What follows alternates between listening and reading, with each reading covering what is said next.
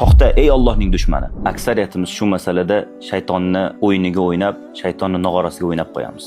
Bu nima desiz? Misol uchun biz bitta gunoh qilamiz, keyin uni gunohligini bilgandan keyin tavba qilamiz. Keyin shu gunohni yana qayta qilamiz. Yana tavba qilamiz. Yana qayta qilamiz, yana tavba qilamiz. Shu narsa takrorlanavergandan keyin shayton insonning xayoliga kelib aytadiki, sen munofiqsan, sen odam bo'lmaysan. Sen Allohga va'da berib yana qayta qilaverasan. Sendan bir yaxshilik chiqmaydi. Sen tugading endi. Alloh seni endi kechirmaydi degan shunaqa vasvasalarni olib keladi. Bu ko'pchilik insonlarda bo'ladi. Va bilib qo'ying, bu shaytonning o'yini. U sizni battar jarlikka qulashingizni xohlaydi. U sizni Allohga tavba qilmasligingizni, Allohga qaytmasligingizni xohlaydi. Har safar shunaqa bo'lsa ayting, yo'q, to'xta ey Allohning dushmani. Men Allohga tavba qilaman. Million marta shu gunohni qayta qilsam ham, Allohga million marta tavba qilaman. Chunki Alloh meni kechiradi deng. Alloh va'da bergan. Rasululloh sallallohu alayhi vasallam hadis qudsiyda Alloh subhanahu va taolodan aytadilar-ki: "Ya ibadi innakum tukhti'una bil-layli wan-nahar." Ey bandalarim, sizlar erta yu kech gunoh qilasizlar. Va ana aghfiru-zunuba jami'a. Va men gunohlarni barchasini kechiraman. Fastaghfiruni, mendan kechirim so'ranglar. Aghfir lakum,